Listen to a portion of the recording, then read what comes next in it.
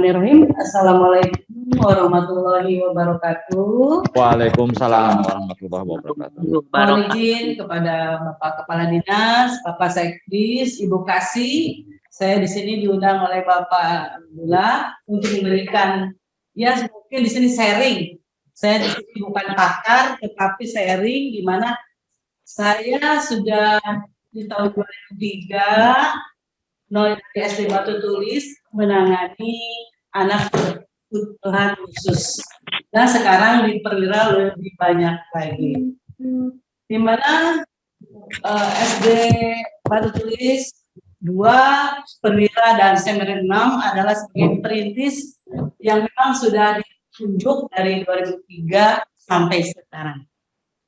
Alhamdulillah kami selaku tenaga pendidik membuka terus sampai sekarang anak-anak berkebutuhan khusus. Apalagi di Perwira itu mungkin melebihi dari kuota. Ya. Instruksi. Kalau melihat materi saya bisa. Ya. Kalau melihat dari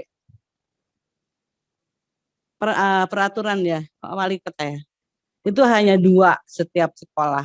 Tapi kami di Perwira itu lebih, Pak. Karena apa? Orang tua yang memiliki anak berkebutuhan khusus, mereka mencari sekolah yang mau menerima anak-anaknya. Yang jauh kadang-kadang di luar Kota Bogor. Saya tanya, kenapa Ibu jauh-jauh datang ke sini? Di sekolah yang dekat rumah tidak bisa menerima. Terus mereka juga kalau ke SLB mungkin pembayarannya tidak bisa. Akhirnya kami mencari sekolah yang mau menerima anak kami. Nah, di satu sisi memang di SD Perwira juga gurunya bukan guru lulusan PLB ya Pak.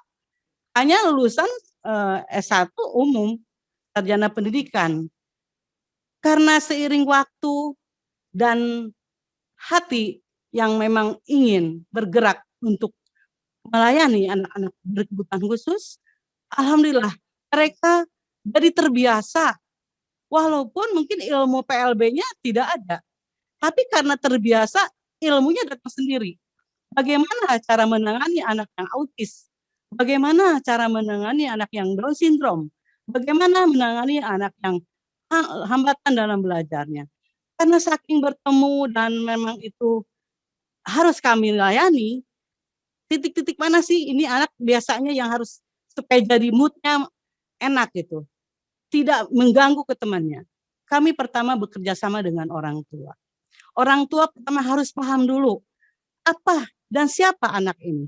Kalau sudah masuk ke Perwira, guru kami hanya terbatas di sekolah saja. Pendidikan awal itu tahunya dari rumah. Kalau kami kehilangan informasi, mungkin akan sama dengan guru-guru lain. Jadi pertama orang tua tidak boleh menutupi, tapi harus terbuka keadaan itu. Itu yang mungkin pengalaman saya selama di Perwira. Boleh langsung ke materi saja Pak, izin ya. Ini mungkin biodata saya. Alhamdulillah juga saya aktif di Karcap Kota Bogor yang mungkin wakilnya itu adalah Pak Sekdis Bapak Dani dan Ibu Kasih juga Ibu Rini juga aktif di Karcap. Jadi kita sama-sama ya Ibu Rini, Pak Dani ada di Karcap yang menangani anak berkebutuhan khusus. Ini lagi ya Pak. Nah, apa sih kenapa sih adanya inklusif? Inklusif itu tidak ujuk-ujuk ada gitu Ibu dan Bapak. Ini ada dasar hukumnya. Pertama kita buka dulu Undang-Undang Dasar 45 pasal 31. Tiap-tiap warga negara mendapat pengajaran sebelum diamandemenkan. Tetapi setelah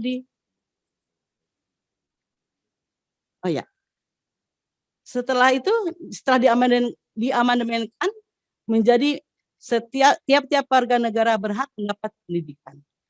Kita lanjut yang ke inklusifnya. Di sana ada Permendiknas nomor 70. Ya, nomor 70 Ibu, Bapak, punten nomor 70 mewajibkan agar pemerintah kabupaten atau kota menunjuk paling sedikit satu sekolah dasar dan satu sekolah menengah pertama pada setiap kecamatan dan satu pendidikan menengah untuk menyelenggarakan pendidikan inklusif yang wajib menerima peserta didik berkebutuhan khusus. Saya ulas ke belakang. Pertama itu ada batu tulis 2, perwira, Semeru 6. SMP-nya SMP 11. SMA-nya SMA 4. Mudah-mudahan SMP 11 itu sebagai perintis di SMP-nya, SMA 4 itu sebagai perintis SMA-nya. Dan alhamdulillah kami untuk SMP 11 masih bisa bekerja sama. Kalau untuk SMA 4 saya juga untuk sekarang jarang komunikasi. Tapi mudah-mudahan ke depannya melalui Bapak Kadis dan Ibu Rini bisa berkomunikasi lagi dengan SMA 4 supaya nanti anak-anak kita bisa melanjutkan arahnya ke mana setelah lulus dari SMA, SMP. Dilanjut, Pak.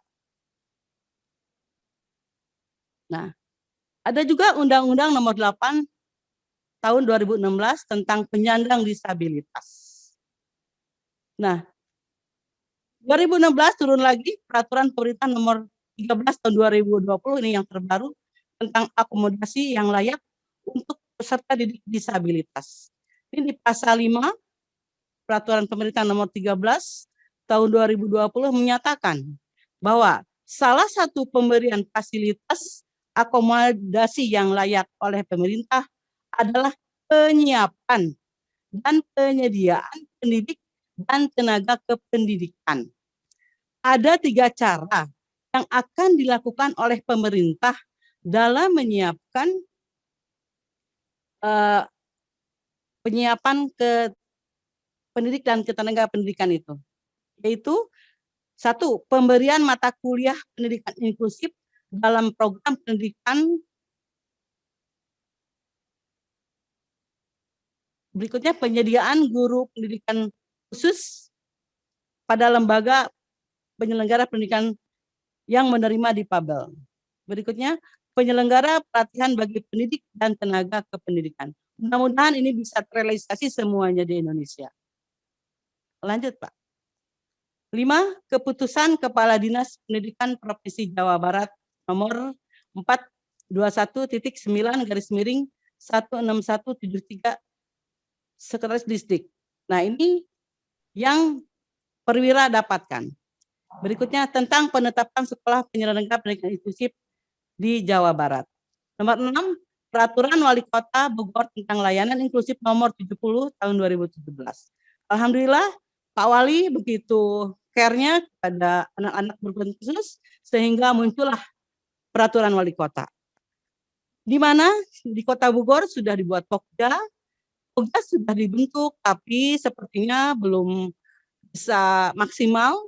Nanti mohon kepada Ibu Bapak Sekdis dan Ibu Rini, Bu Kasih, mudah-mudahan Pokja ini bisa aktif lagi, karena kami juga membutuhkan sekali wadah yang memang bisa menyalurkan aspirasi dan mungkin keluhan-keluhan kami selaku tenaga pendidik di layanan inklusif. Lanjut, Pak. Nah, sekarang saya selama hampir mungkin 25 tahun, ya sekitar 20 tahunan lah mungkin saya bergelut di bidang inklusif. Belum semua sekolah memahami tentang layanan inklusif. Belum semua sekolah menerima siswa berkebutuhan khusus. Belum semua aparat dinas dan masyarakat memahami tentang layanan inklusif. Kelompok kerja sudah dibentuk, tapi belum bisa bekerja maksimal. Tidak ada anggaran khusus dari pemerintah kota bagi sekolah layanan inklusif. Lanjut, Pak. Tidak ada guru pendamping khusus atau pembimbing khusus. Belum ada pelatihan khusus bagi guru tentang layanan inklusif setelah Peraturan Wali Kota dibuat. Sebelumnya kami pernah mendapatkan pelatihan-pelatihan. Sarana dan prasarana tidak memadai.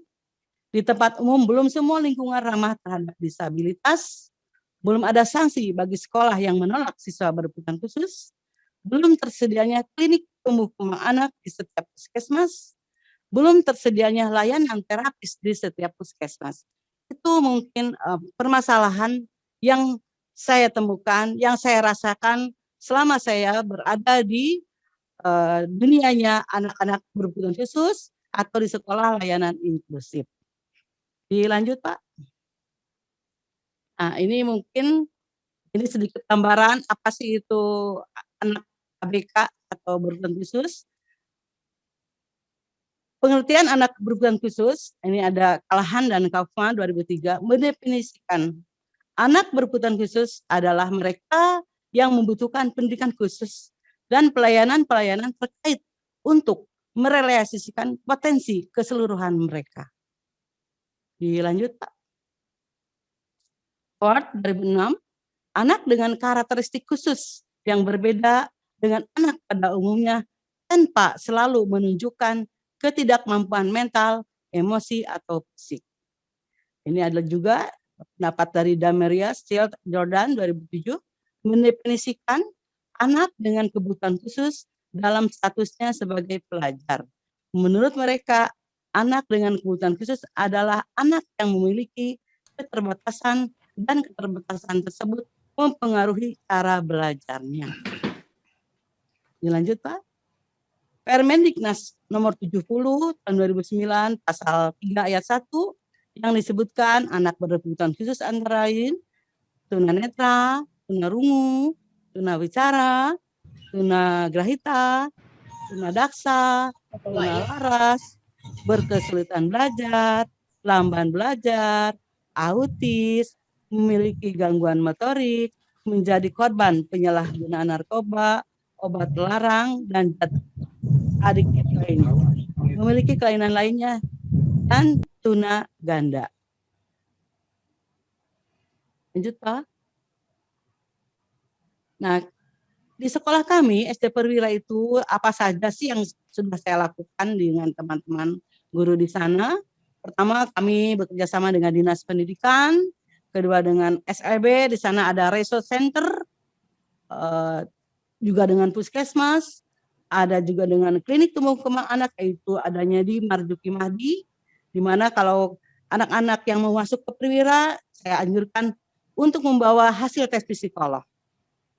Yang berikutnya adalah saya bekerja sama dengan JDI, Yayasan Difabel Indonesia, di mana saya juga sampai ke tingkat nasional, diundang untuk menampilkan tarian-tarian yang sudah dilatih anak-anak dari Perwira, tampil di acara ASEAN Para Games. Berikutnya kerjasama juga dengan terapis, perguruan tinggi yang selama ini mungkin dengan UNPAD, di mana mahasiswanya yang mau S1 selalu datang ke kami untuk melakukan penelitian anak-anak ABK. Yang berikutnya ada juga dengan Yayasan Keluarga Istimewa, di mana ada acara kami diundang. Yang keluarga istimewa ini biasanya mereka adalah anak-anak autis yang mereka layani. Dan ada juga saya sekarang bekerja sama dengan Karcap, alhamdulillah Pramuka juga sudah peduli dengan anak-anak ABK. Dilanjut, Pak. Nah, apa sih karakteristik khususnya? Karakter khusus adalah ciri-ciri yang berbeda, sangat menonjol pada diri anak, terdiri dari ciri fisik dan ciri non-fisik. Berikutnya, ciri fisik. Ciri yang mudah dilihat karena dapat langsung dikenali. Membutuhkan banyak waktu untuk mengenalinya seperti tanpa tangan, penggunaan alat bantu, dengar, berjalan mondar-mandir. Ya. Nah, itulah yang kelihatan oleh kita. Dilanjut, Pak. Sedangkan ciri non-fisik, ciri yang tidak mudah untuk dilihat karena tidak dapat langsung dikenali dan membutuhkan waktu untuk mengenalinya seperti tingkat IQ, gaya belajar, kebiasaan, dan perilaku belajar, dan lain-lain. Dilanjut, Pak. Sekolah Pendidikan Layanan Inklusi Perwira itu adanya setting kelas inklusif. Siswa PDBK dan reguler disatukan dalam satu kelas. Kurikulumnya adalah kurikulum setting inklusif, yaitu dengan cara duplikasi atau meniru atau menjiplak. Kedua adalah modifikasi, mengubah. Apa yang diubah? Materi, metode, media, penilaian, waktu, dan tempat. Ada juga substitusi, yaitu mengganti. Ada juga omisi, yaitu menghilangkan. Nah, ada juga yang lainnya adalah yang ketiga, hal yang diperlukan layanan inklusif. Itu pertama adalah hasil tes psikolog, kedua identifikasi, ketiga adalah asesmen, keempat adalah profil, yang kelimanya adalah PPI, program pembelajaran individual. Lanjut Pak. Nah, di sini ada guru pendamping khusus, ada guru pembimbing khusus. Tapi untuk sementara mungkin kami hanya baru punya guru pendamping saja. Kenaikan kelas juga berlaku sama seperti yang lainnya. Berdasarkan apa? Berdasarkan umur dan penilaian siswa. Rapot masih merujuk ke Dinas Pendidikan, yaitu berupa e-rapot. Bobot soal mid semester atau pas direndahkan dari materi umum K13. Ujian dilaksanakan sesuai juknis. Soal ujian ada yang dibuat sekolah. Laporan ujian dibuat 2. Itu Pak, lanjut. Laporan ujian nasional dan laporan ujian khusus PDBK. Perangko ijazah menggunakan dari Dinas Pendidikan.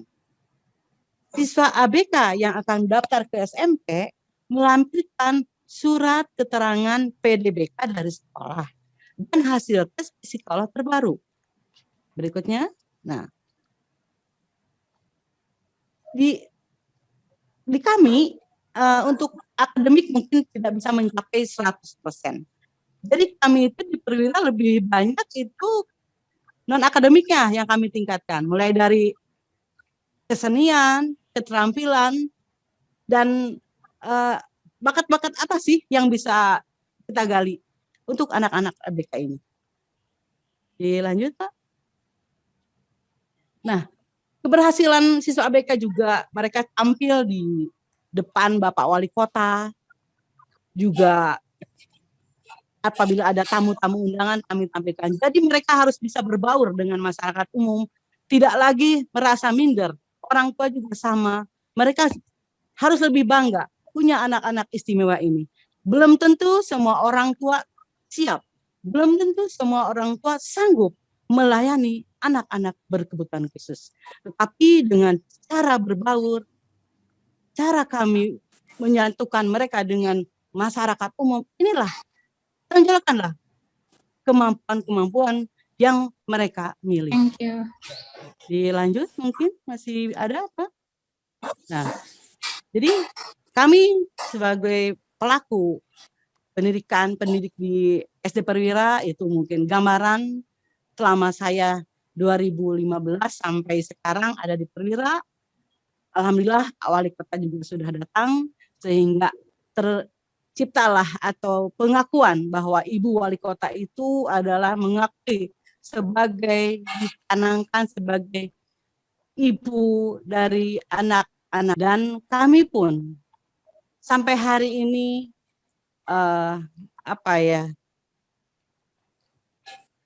kepedulian kepada anak-anak ABK ini mudah-mudahan tidak putus selama saya dan teman-teman pasti diberi kepercayaan pemerintah untuk menjadikan tetap tugas kami mengabdi kepada masyarakat dan negara.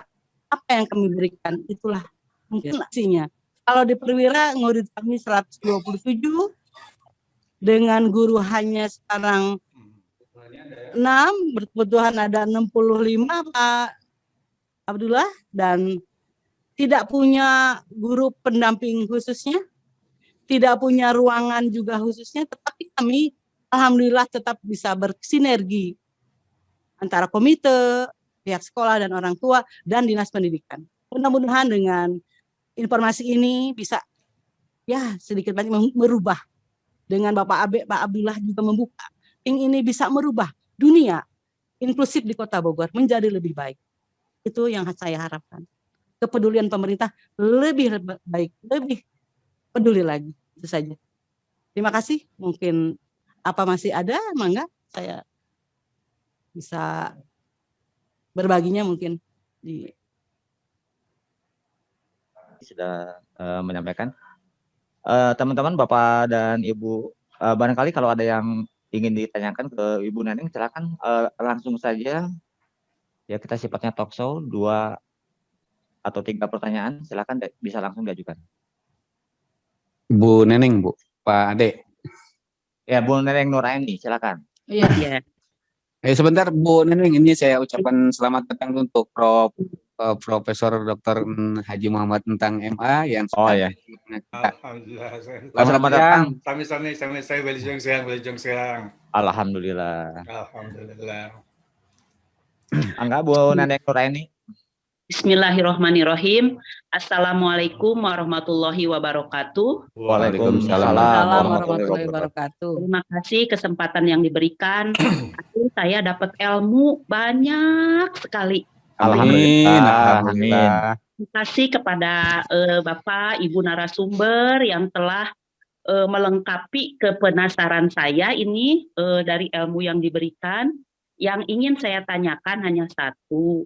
Ini ketika setelah ada permen, peraturan menteri, yang tentang inklusi, ini bagaimanakah kalau di sekolah kami ada ibu bapak guru yang belum sepakat dengan siswa yang inklusi, umpamanya dalam nilai, keterlambatan dia berpikir, gitu kan?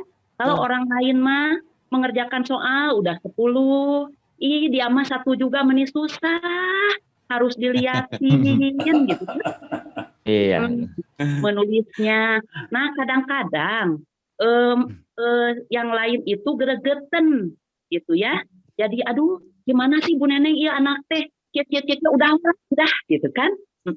Nah, gimana untuk kesepakatan dia tetap bertahan, tetap dibantu gitu biar sepakat semuanya di sekolah gitu, biar dia lulus naik kelas dengan kesabaran yang ada. Mudah-mudahan ada solusi terbaik dari Ibu Neneng, dari Pak Abdullah ya. Amin. Dari ya, Ibu. yang lain gimana gitu Pak. Terima kasih. Wassalamualaikum warahmatullahi wabarakatuh. Waalaikumsalam warahmatullahi wabarakatuh. Langsung aja Bu Neneng. Langsung saya? Iya. Ya. Tos dulu Bu Neneng, saya Neneng, Ibu juga Neneng. Kita sama-sama. Neneng. Ya, Neng kuadrat. Kita sama-sama punya anak berkebutuhan khusus. Alhamdulillah, Ibu sudah membuka di sini. Begini Bu, memang yang namanya satu pelayanan anak ABK ini harus satu visi dulu di antara semua layanan inklusifnya ya Pak. Jadi tidak timpang. Jadi jangan hanya ibu saja atau hanya wali kelasnya saja. Semua harus paham dulu. Apa sih itu anak berkebutuhan khusus?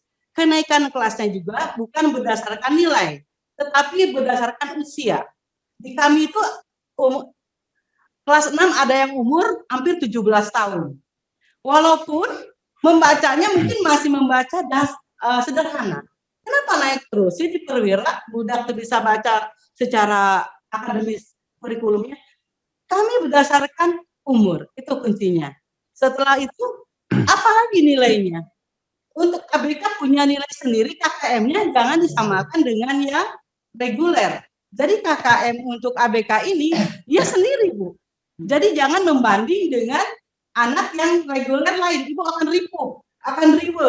Jadi Ibu di asesmen dulu, diidentifikasi dulu. Maksudnya nanti apa sih anak ini keluhannya itu Bu pertama. Apa sih kekurangannya? Kalau memang dia di hambatan menulis, hambatan membaca akan ketemu, ya. Nah nanti kalau sudah Ibu punya identifikasi, barulah ke asesmen. Itu secara garis inklusif ya Pak. Iya betul. Tapi sekarang kan jangankan Ibu, saya sendiri pun hal-hal seperti itu seperti banyak tegaan. Intinya Ibu punya catatan khusus aja untuk bisa dipertanggungjawabkan kepada gurunya, kepada orang tua bahwa anak Ibu itu seperti ini loh kegiatan pembelajarannya. Tapi ABK itu tetap harus naik. Walaupun di bawah itu tinggal Ibu bisa bermain. Di mana sih kelebihannya? Di antara kekurangan anak ABK pasti ada kelebihan. Tonjolkan kelebihannya itu. Ibu jangan melihat kekurangannya terus untuk mencari nilai rapot. Misalnya, mungkin ibu di situ hanya hambatan belajar. Kalau di kami ada yang autis, ada yang Down syndrome. Kalau hanya hambatan belajar saja, itu lebih mudah menurut saya untuk menaikkan anak ini. Carilah kelebihannya, kuatkan itu untuk ibu diskusi dengan teman ibu bahwa anak ini ada kelebihannya. Misalnya dia nyanyi, itu aja yang tonjolkan nilainya. Misalnya dia menggambar itu dia lebih bagus dari teman-temannya. Itu penguat ibu sebagai guru melayani anak berkebutuhan khusus. Jadi harus sinergi semuanya, harus tahu posisi keadaan anak ini. Jadi ibu tidak disalahkan oleh siapapun. Intinya terbuka. Semua harus memahami, harus sayang, harus mau membuka hati. Itu jawaban dari saya. Punten di sini saya menggurui Pak, tapi itu pengalaman saya di sekolah. Ya. Itu Bu Neneng kira-kira. Ya, Terima kasih ya Bu. jawabannya. Jawabannya itu. Mungkin dari sisi penelitian Pak Abe gimana nih Pak Abe yang tadi Baik. disampaikan oleh Bu Neneng Sumiati? Ya, baik. Saya sedikit memberikan saran atau tambahan berkaitan dengan masalah anak yang memiliki kehebatan Bu ya, keistimewaan. Barusan kita ngobrol. Jadi di kami itu ada anak di Punten saya sebut SMP Kosgoro ini memiliki 23 Bu, 23 anak berkebutuhan. Ya, SMP swasta memiliki anak berkebutuhan sekitar 23. Dari jumlah kelas ada sekitar 11. Jadi kita tempatkan anak itu dari kelas 1, 2, 3 itu rata-rata 2. Rata-rata 2. Dengan kelebihan yang dimiliki yang berbeda-beda. Nah, sekarang bagaimana caranya supaya kita memiliki visi dan misi yang sama? Tentunya ini merupakan tugas dan tanggung jawab kita. Khususnya kalau di sekolah ibu, berarti ibu ataupun bapak kepala sekolahnya yang harus menyamakan visi dulu, Bu. Ya, harus menyamakan visi dulu. Jangan sampai guru-guru itu menyamakan antara anak reguler dengan anak-anak yang berkebutuhan. Sampai kapanpun tidak akan pernah sama, Ibu. Iya. Ya, sampai kapanpun tidak akan pernah sama. Tetapi ketika visi dan misi antara Bapak Ibu di sekolah sudah sama, maka itu akan ada kelegoan, ya, kelegoan hati dari Bapak dan Ibu untuk memberikan penilaian khususnya kepada anak yang memiliki keistimewaan ini. Ya. Jadi untuk penilaian anak ini tadi sudah disampaikan bahwa kita tidak bisa menyamakan. Kasarnya gini, Bu. Kalau anak reguler itu nilainya 8, maka nilai anak berkebutuhan itu setengahnya, Bu. Setengah dari anak yang berkebutuhan. Jadi kasarnya mungkin 4, tapi nilai 4 itu setara dengan 8. Makanya mungkin untuk KKM dan lain sebagainya itu bisa dikonfirmasikan antara guru, kemudian kepala sekolah dan teman-teman, khususnya di teman-teman di TK, itu ibu bisa berkonsultasi lah, ngobrol seperti apa baiknya ya. Jadi jangan pernah menyamakan anak berkebutuhan dengan anak yang reguler. Gak akan pernah sama, Bu. Ya, tidak akan pernah sama. Jadi bagaimana kelogoan hati dari seorang pendidik ya atau tenaga kependidikan yang ada di sekolah itu untuk memberikan layanan yang maksimal kepada mereka. Jadi ketika anak reguler ini naik, maka anak yang berkebutuhan juga bisa naik dengan kemampuan yang dimiliki. Ya. Tadi sedikit saya cerita, salah satu siswa kita itu ada di dalam satu kelas 32 kurang lebih, 32 atau 33 anak ya. Kemudian anak berkebutuhannya ada sekitar 2. Nah, ketika bapak gurunya memberikan tugas berkaitan dengan masalah komputer, justru anak-anak reguler ini yang tidak bisa, Bu. Anak reguler nggak bisa. Dari sekian puluh anak itu, yang hebat itu malah anak yang berkebutuhan tadi. Ya Excel-nya hebat, kemudian Word-nya juga hebat. Ya. Jadi kita jangan pernah menganggap remeh kepada anak-anak yang berkebutuhan. Dia pasti memiliki kelebihan yang luar biasa. Ada yang kelebihannya dari pendengarannya, ada yang kelebihannya dari ingatannya, dan lain sebagainya. Jadi ketika misalnya ada anak yang berkebutuhan dari sisi telinga, kemudian dari mata misalnya, tapi dia ada ilmunya kuat, Bu. Ya, jadi ketika Bapak Ibu guru berbicara dari A sampai Z, itu dia bisa mengungkap kembali apa yang dikatakan oleh Bapak dan Ibu guru. Jadi, yuk ibu-ibu, Bapak, khususnya Ibu Neneng, Ibu dari SMP mana Ibu?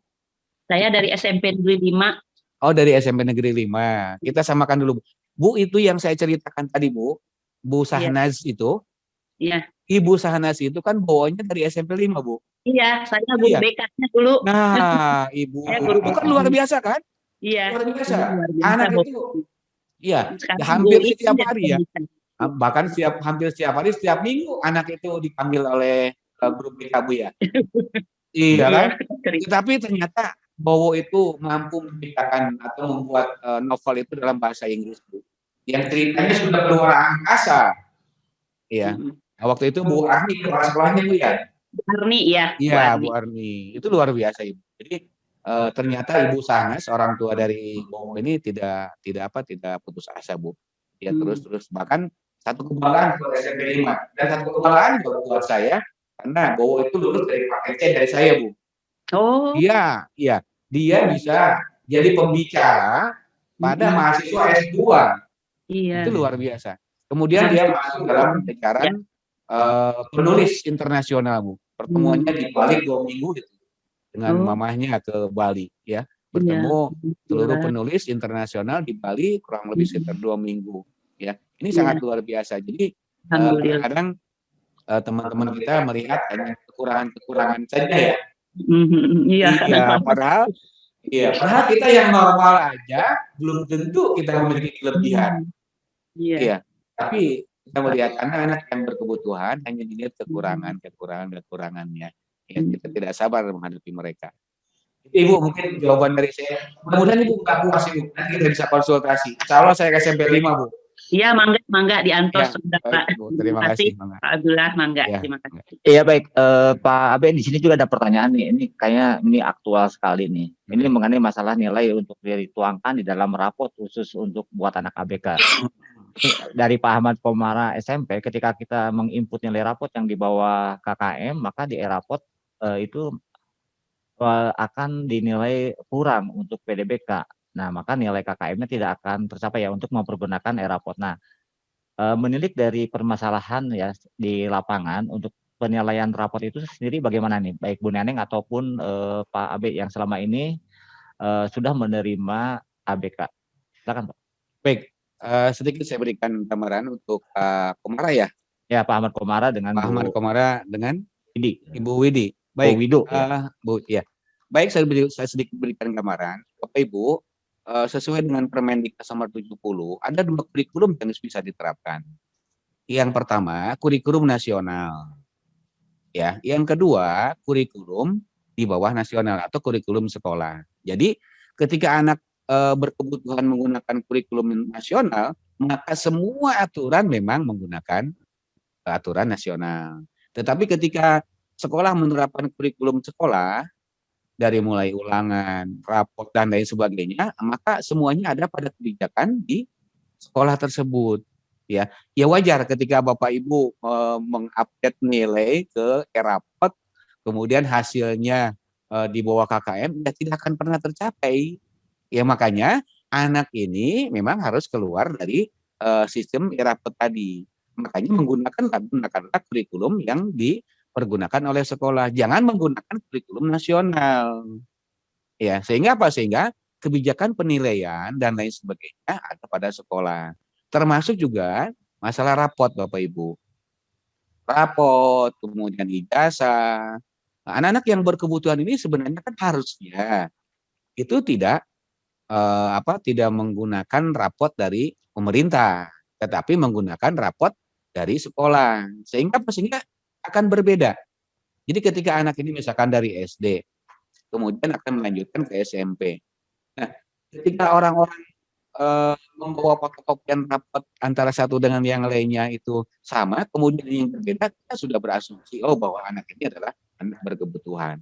Jadi dari rapot, dari ijazah, dari kelulusan dan lain sebagainya, kita sudah bisa mengidentifikasi. Sekolah lanjutan itu bisa mengidentifikasi bahwa orang tua yang membawa rapot seperti ini pasti anaknya berkebutuhan. Jadi kita nggak bertanya banyak gitu kepada anak-anak seperti ini. Jadi sekali lagi Bapak Ibu, untuk penilaian jangan pernah kita menyamakan antara satu dengan antara anak istimewa dengan anak yang reguler. Ya pasti itu akan berbeda. Jadi silakan kebijakan penilaian itu ada pada sekolah masing-masing. Makanya sekali lagi kurikulum yang digunakan bisa menggunakan kurikulum di bawah standar nasional.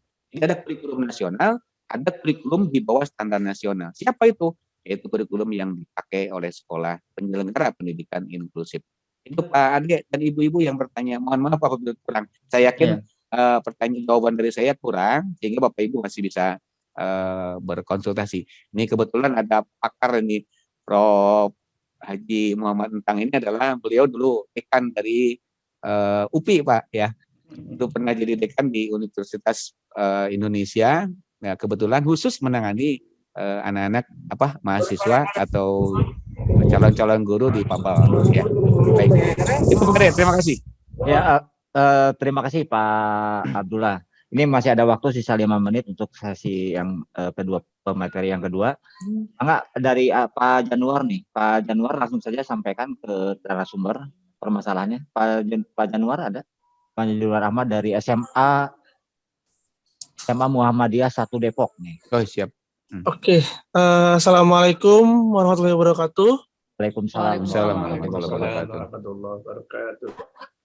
Iya Bapak dan Ibu, mohon maaf mengganggu waktunya. Jadi saya dari bagian kesiswaan SMA Muhammadiyah 1 Depok.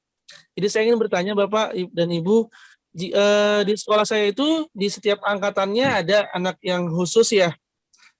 Lalu setiap orang tua itu tidak ingin membeda-bedakan antara anak yang khusus dengan anak yang lainnya yang umum gitu. Masalah tentang nilai atau daftar kehadiran atau dari KKM. Nah, bagaimana cara kita nih sebagai guru atau pihak sekolah memberikan pengertian kepada orang tuanya Bapak Ibu, memberikan solusi agar anaknya tetap bisa belajar di sekolah itu dengan perbedaan antara anak inklusi dengan anak lainnya. Itu sih dari saya Bapak dan Ibu. Terima kasih. Wassalamualaikum warahmatullahi wabarakatuh. Waalaikumsalam warahmatullahi wabarakatuh. Pak Abdullah atau Bu Nani? Baik. Baik, Ibu saya sedikit nanti Ibu beri tambahan ya. Baik, Pak Januar dari SMA Muhammadiyah Depok ya. Baik, yang pertama Bapak ya harus samakan dulu visi ya. Jadi visi sekolah dengan visi orang tua itu harus disejajarkan dulu atau disamakan dulu biar tidak ada miskomunikasi dalam memberikan sesuatu informasi berkaitan dengan putra-putri mereka. Tadi saya katakan bahwa pada intinya orang tua menyekolahkan anak-anak berkebutuhan di sekolah reguler itu bukan ingin dipintarkan, tapi mereka ingin dihormati, ingin dihargai, ingin mampu bersosialisasi dengan anak-anak yang lain. Nah, sekarang bagaimana dengan penilaian? Tadi dikatakan bahwa untuk KKM pada prinsipnya bisa dengan nilai yang sama. Misalkan KKM-nya 80 misalnya atau 70 ya. Maka anak yang reguler dengan anak yang berkebutuhan juga sama-sama 70, Pak. Sama-sama 70 ya. Tetapi kan saya katakan tadi 70 reguler dengan 70 berkebutuhan itu setengahnya. Makanya harus dibedakan dari dari laporannya. Rapot ya terutama. Jadi rapot itu yang harus membedakan. Kalau anak yang reguler itu dari A sampai Z, pelajarannya dari 1 sampai 13 misalnya, atau 15 atau 16 pelajaran, maka yang berkebutuhan juga sama itu. Tapi dalam bentuk narasi-narasi ya, nilainya nilai 8 misalkan nilai 8, tapi ada narasinya. Narasinya seperti apa? Anak ini sudah mampu matematikanya, sudah bisa menghitung dari 1 sampai 10. Matematikanya sudah bisa mengkalikan antara bilangan pecahan dengan bilangan tunggal. Kemudian dari sisi bahasa Indonesia, anak ini sudah bisa menulis, sudah bisa membaca. Jadi narasi-narasi itu yang penting buat anak-anak ini. Ya. Kalau nilainya berapa nilainya? Itu kembali lagi kepada kebijakan guru mata pelajaran yang ada di sekolah. Makanya visi Bapak Ibu guru di sekolah itu harus sama dulu. Ya, nggak bisa kita tidak sama visinya untuk mengelola pendidikan inklusif ya, karena nanti akan terjadi benturan.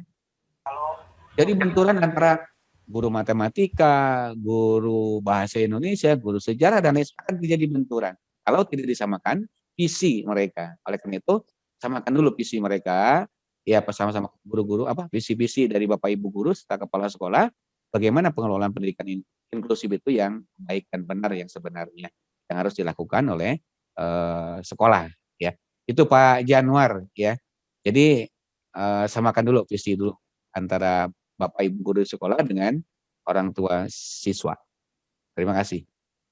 Ya, baik, untuk saya kira cukup ya Pak Januar, nanti bisa disambung kembali. Ya, terima kasih Pak. Ya, sama-sama Pak Januar. Oke, sebelum dilanjut ke sesi materi berikutnya, kita berikan aplaus dulu untuk Bu Neneng Sumiati SPD. Ya, berikan tepuk tangan. Terima kasih Bu Neneng yang sudah menyampaikan paparannya. Sebelum lanjut ke pemateri yang terakhir dari Prof. Dr. Haji Muhammad Entang MA,